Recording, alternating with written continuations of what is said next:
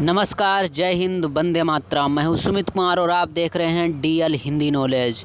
प्यारे साथियों, सीटेट के एग्ज़ाम के लिए यह वीडियो बहुत ही महत्वपूर्ण होने वाला है। जो भी भाई जो भी बहन इस वीडियो को देखेगा, वादा करता हूं उसका एक भी % छूटेगा नहीं। और ये निश्चित है 100% नहीं बल्कि 101% ये क्लियर है कि यहाँ से सीटेट में प्रश्न जरूर आएगा। याद करिए कि सीटेट पेडागोजी एक ऐसा कॉन्सेप्ट है, एक ऐसा विषय है जो सीटेट के लिए रामबाण होता है। और भाषा अर्जन और भाषा अधिगम से प्रश्न 2 नंबर क्लियर हैं, बल्कि यहाँ से 4 से 6 नंबर भी बनते हैं। अब 4 से 6 नंबर कैसे बनते हैं आपको बताना चाहूँगा। आपका जो सीटेट है, इस सीटेट में हिंदी में पूछा जाता है आपका भाषा अर्जन और भाषा अधिगम। कभी कभार इसको ईवीएस में भी पूछ लेता है, भाषा अर्जन से संबंधित, अधिगम से संबंधित। यानी जो आपकी लैंग्वेज है, भाषा है, उससे संबंधित, भाषा शिक्षण से संबंधित प्रश्न बहुत ज़्यादा बनते हैं। तो ये 2 नंबर तो आपके निश्चित है, यानी 2 अंक आपके जो हैं ये वीडियो आपको दिलाएगा, कोई भी रोक नहीं सकता। तो इस वीडियो को आप ज़रूर देखें और देखना कि इस वीडियो के माध्यम से आप कैसे जानेंगे कि भाषा अर्जन क्या है और भाषा अधिगम क्या है। तो आइए शुरू करते हैं। देखिए साथियों, यहाँ पे एक आपको तस्वीर दिखाई दे रही है। इसमें एक अध्यापिका हैं, वो इस क्लास में है और बच्चों को सिखा रही हैं। क्या कर रही हैं? सिखा रही हैं। देखिए यहाँ पे भाषा है, का, खा, गा, ये, बी, सी, ये सब कुछ लिखा हुआ है। यहाँ पे छात्र बैठे हुए हैं और ये शिक्षण करा रही हैं। एक अध्यापिका हैं जो शिक्षण कार्य करा रही हैं। अब इस शिक्षण कार्य में जो छात्र बैठे हुए हैं, यहाँ पे देखो ये सभी छात्र बैठे हुए हैं। तो छात्र क्या कर रहे हैं? ये अधिगम कर रहे हैं। तो ये जो अधिगम है, किस प्रकार से अधिगम हो रहा है? यानी यहाँ पे देखो, एक तो ब्लैक बोर्ड है, एक अध्यापिका हैं, और इस ब्लैक बोर्ड पे कुछ विषय वस्तु लिखी हुई है। ये भाषा जो लिखी हुई है, भाषा का ज्ञान करा रही हैं। तो क्या है? ये भाषा अधिगम है। कहने का मतलब सीधा सीधा ये है, भाषा अधिगम तब होता है जहाँ पर व्यवस्थित रूप से, यानी विद्यालय होता है, अध्यापिका होती है और पाठ्यक्रम होता है, उसको व्यवस्थित रूप से जब हम सिखाते हैं तो वो क्या होता है? भाषा अधिगम होता है। तो क्या होता है? भाषा अधिगम होता है। इसको याद रखना है। अब देखिए डिटेल से कैसे जानेंगे हम, तो आइए आगे बढ़ते हैं। देखिए यहाँ पे भी एक पोस्टर लगा हुआ है जिसे भाषा अर्जन का है। इसको भी समझ लीजिए भाषा अर्जन कैसे होता है। यहाँ पे देखिए एक पोस्टर बना हुआ है, यहाँ पे इसमें देखो एक मुख बना हुआ है। यहाँ पे देखो इतने सारे वर्ड हैं, ये सारे वर्ड इनके अंदर जा रहे हैं और दिमाग में फीड हो रहे हैं। भाषा अर्जन क्या होता है? भाषा अर्जन स्वाभाविक होता है। कैसा होता है? स्वाभाविक। भाषा अर्जन होता है स्वाभाविक। अब स्वाभाविक का मतलब क्या होता है? स्वाभाविक का मतलब होता है जो भी कुछ आपने कहा है वो विद्यार्थी के मस्तिष्क में चला गया। जैसे यहाँ पे देखो अक्षर, जो भी कुछ कहा जा रहा है सब इसके दिमाग में जा रहा है, जो भी है उसके दिमाग में जा रहा है, वैसे फीड हो रहा है। इसमें कोई बदलाव नहीं, यहाँ कोई बाउंडेशन नहीं है। तो भाषा जो अर्जन है, भाषा का अर्जन होता है वो स्वतः ही होता है, प्राकृतिक होता है।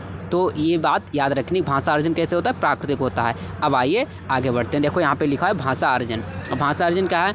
भाषा अर्जन एक प्राकृतिक प्रक्रिया है और यह अवचेतन रूप में होता है। यहीं से प्रश्न सीधा सीधा बनेगा। भाषा अर्जन चेतन होता है, अवचेतन होता है। तो कैसा होता है? अवचेतन होता है। भाषा अर्जन आसपास के वातावरण, आसपास के लोगों के माध्यम से ही सीख जाते हैं। देखो कितना इंपॉर्टेंट लिखा है, वातावरण। भाषा जो अर्जन है, भाषा अर्जन आसपास के वातावरण, आसपास के लोगों के माध्यम से ही सीख जाते हैं। भाषा अर्जन के द्वारा हम बोलना व समझना सीख जाते हैं। भाषा अर्जन में किताब और व्याकरण की ज़रूरत नहीं पड़ती। याद रखना, सीटेट में यहीं से सीधा पूछेगा, विकल्प दे देगा कि भाषा अर्जन में किताब और व्याकरण की ज़रूरत पड़ती है? तो बिल्कुल नहीं पड़ती। जैसे छोटा बालक है, मान लीजिए कोई छोटा बालक है, 3-4 वर्ष का है, तो क्या वो जो भी कुछ सीखता है किताबों से सीखता है? बिल्कुल नहीं। वो समाज से सीखता है, वो अपने आस पड़ोस से सीखता है, परिवार से सीखता है, तो स्वतः ही सीख जाता है। तो क्या है? ये भाषा अर्जन है। आइए आगे बढ़ते हैं। अब देखो यहाँ पे दिया भाषा अधिगम के बारे में। भाषा अधिगम क्या है? भाषा अधिगम के लिए जागरूक प्रयास करने पड़ते हैं। कैसे? यानी जागरूक प्रयास। अभी आपको बताया मैंने, भाषा अधिगम में एक अध्यापिका थी और वो छात्रों को पढ़ा रही थी।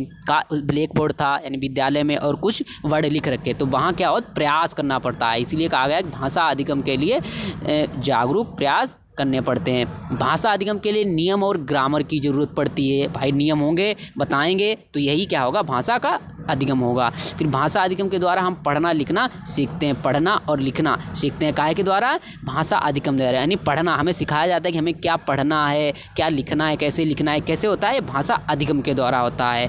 भाषा अधिगम में किताब और व्याकरण की ज़रूरत पड़ती है। ये भी इम्पोर्टेंट पॉइंट है, याद रखना, महत्वपूर्ण है एग्जाम की दृष्टि से। भाषा अधिगम में किताब और व्याकरण की ज़रूरत पड़ती है, लेकिन भाषा अर्जन में नहीं पड़ती है। अब आगे बढ़ते हैं।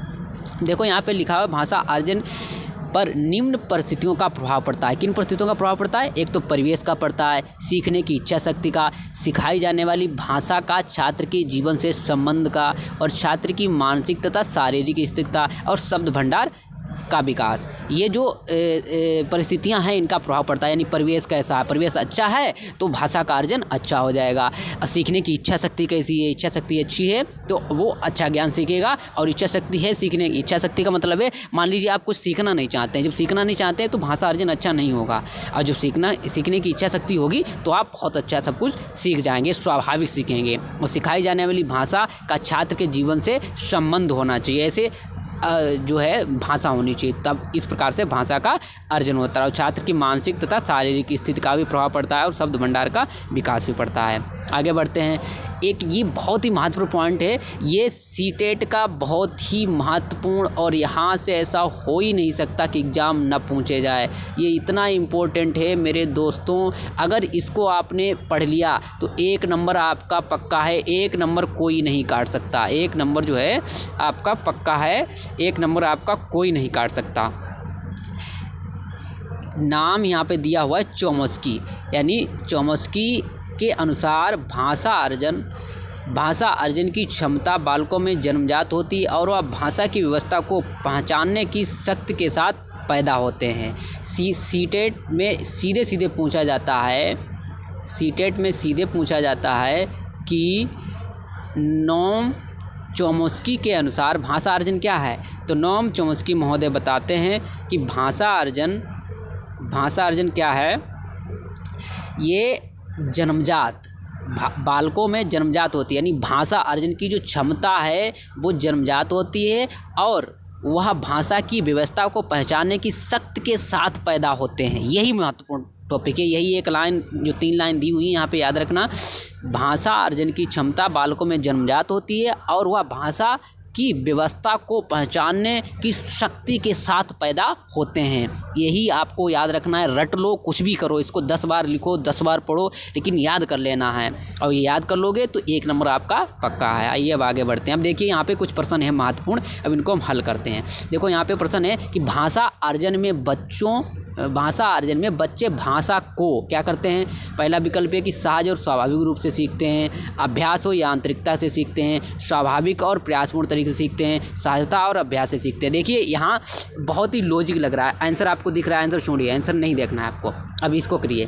प्रश्न है कि भाषा अर्जन में बच्चे भाषा को, अब क्या यहाँ पकड़िए, प्रश्न का क्या है? भाषा अर्जन। अब भाषा अर्जन कैसे होती है? सहज और स्वाभाविक होती है, बिल्कुल होती है। यही इसका सही आंसर हो जाएगा, क्योंकि आगे क्या दिया? अभ्यास और यांत्रिकता से सीखते हैं, स्वाभाविक और प्रयासपूर्ण तरीके से सीखते हैं, तो ये गलत हो जाएंगे। प्रयासपूर्ण यहाँ भी है, यहाँ भी अभ्यास है, यहाँ भी अभ्यास है। देखो तीनों विकल्प में एक लॉजिक लग रहा है, यानी अभ्यास के द्वारा क्या होता है? भाषा अर्जन नहीं, भाषा अधिगम होता है। प्रयास करते हैं हम, अभ्यास करते हैं, तो क्या? भाषा अधिगम होता है। इसलिए सही आंसर जो है विकल्प ए आपका हो जाएगा। सही आंसर कौन सा हो जाएगा? विकल्प ए, यानी भाषा अर्जन में बच्चे भाषा को सहज और स्वाभाविक रूप से सीखते हैं। आगे बढ़ते हैं। अगला प्रश्न है, प्राथमिक स्तर पर भाषा सिखाने से तात्पर्य है भाषा वैज्ञानिक तथ्य स्पष्ट करना, भाषा का व्याकरण सिखाना, उच्च स्तरीय साहित्य पढ़ाना, भाषा का प्रयोग सिखाना। देखो यहाँ पे बात कहा गया है, देखो अगर प्रश्न आपने समझ लिया तो उसका विकल्प भी आप कर पाएंगे। यहाँ पे विकल्प में दिया भाषा वैज्ञानिक तथ्य स्पष्ट करना। तथ्य स्पष्ट नहीं करेंगे, क्योंकि प्रश्न क्या करा? प्राथमिक स्तर पर वैज्ञानिक तथ्य कैसे स्पष्ट होगा ही नहीं। भाषा का व्याकरण सिखाएंगे, प्राथमिक स्तर पर व्याकरण कैसे सिखा पाएंगे? बहुत मुश्किल होगा बच्चों के लिए। आगे उच्च स्तरीय साहित्य पढ़ाना, साहित्य तो बिल्कुल गलत हो जाएगा। तो तीनों विकल्प गलत, चौथा सही है भाषा का प्रयोग सिखाना, यानी कैसे भाषा हम बोल सकते हैं, पढ़ सकते हैं, ये सब हम प्राथमिक स्तर पर भाषा सिखाने से तात्पर्य है। तो विकल्प नंबर 4 सही हो जाएगा। आगे बढ़ते हैं। अगला प्रश्न है, प्राथमिक स्तर पर भाषा शिक्षण के प्राथमिक स्तर पर भाषा शिक्षण की प्राथमिकता होनी चाहिए। केवल बोलकर पढ़ने की क्षमता विकसित करना, केवल जैसे शब्द कहीं दिखा दे सीटेट में ऑटोमेटिक काट देना। कविता और कहानी के द्वारा केवल श्रवण कौशल का विकास करना, ये भी गलत हो जाएगा। बच्चों की रचनात्मक और मौलिकता को पोषित करना, ये वर्ड याद रखो, रचनात्मकता, मौलिकता जैसी चीज़ें आ जाएँ और पोषित करना जैसा शब्द आ जाए तो इसको इम्पोर्टेंट मानो, ये जो है विकल्प बिल्कुल सही हो जाएगा। चौथा है बच्चों की चित्रांकन क्षमता का विकास करना, ये गलत हो जाएगा क्योंकि ये चित्रांकन क्षमता हो सकता था लेकिन ये गलत हो जाएगा क्योंकि इससे बेस्ट आंसर ये 3 नंबर वाला, बच्चों की रचनात्मक और मौलिकता को पोषित करना कहाँ प्राथमिकता होनी चाहिए काहे में, भाषा शिक्षण में, तो विकल्प नंबर 3 सही हो जाएगा। आगे बढ़ते हैं। अगला प्रश्न है परिप्रच्छ का उद्देश्य होता है। देखिए परिप्रच्छ जैसा वर्ड यहाँ पे शब्द दिया है, इसमें कंफ्यूज जाते हैं बच्चे की परिप्रच्छ क्या है, तो परिप्रच्छ याद रखना, परिप्रच्छ का उद्देश्य होता है छात्रों में क्या होता है, ज्ञानात्मक कौशलों का विकास करना, वैज्ञानिक दृष्टिकोण उत्पन्न करना, जिज्ञासा, वृत्ति एवं अभिरुचि का विकास करना, उपरोक्त सभी। तो इसका सही आंसर जो हो जाएगा उपरोक्त सभी। ये याद रखना आपको, इसका सही आंसर जो है उपरोक्त सभी हो जाएगा, यानी जो आपका आंसर होगा वो विकल्प नंबर 4 सही हो जाएगा। आइए आगे बढ़ते हैं। अगला प्रश्न है निम्नलिखित में से कौन सा प्राथमिक स्तर पर भाषा शिक्षण का उद्देश्य नहीं है। याद रखना, नहीं जैसा शब्द दिख जाए कहीं तो नहीं को विशेष ध्यान रखना है। नहीं क्या, शब्द भंडार की वृद्धि करना बिल्कुल है, लेखन में सृजनात्मक व मौलिकता का विकास करना बिल्कुल है, अपठित रचना का सारांश लिख सकना।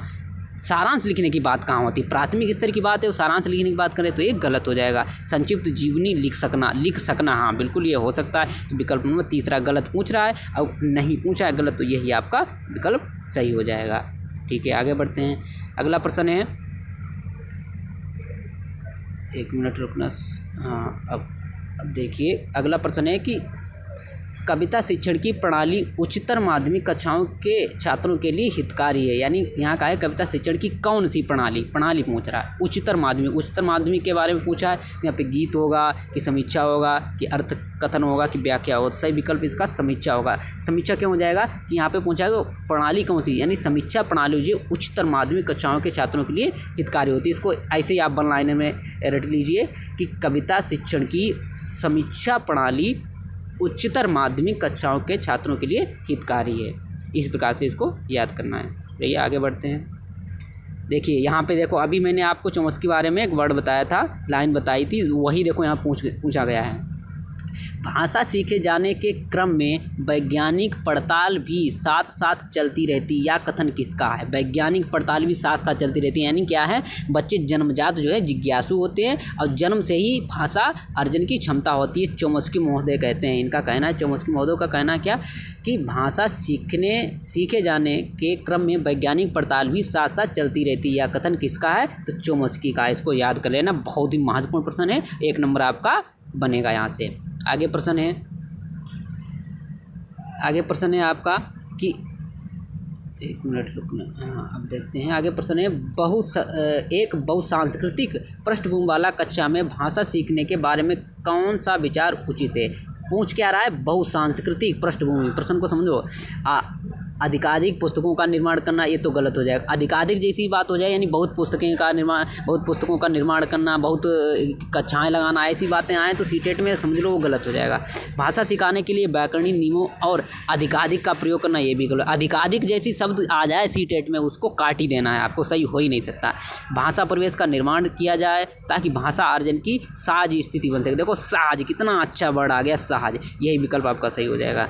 चौथा है बच्चों में भाषा सीखने की क्षमता बलपूर्वक तो बिल्कुल काट दो, बल तो करना ही, भाई छोटे बच्चे हैं तो वहाँ पे क्या करेंगे, बल लगाएंगे, बिल्कुल नहीं लगाएंगे। अब बहुसांस्कृतिक की बात हो रही है, बहुसांस्कृतिक पृष्ठभूमि की बात कर रहे हैं, तो यहाँ पे भाषा परिवेश का निर्माण किया जाए ताकि भाषा अर्जन की सहज स्थिति बन सके, यही इसका विकल्प सही हो जाएगा। आगे बढ़ते हैं। आगे प्रश्न है आपका,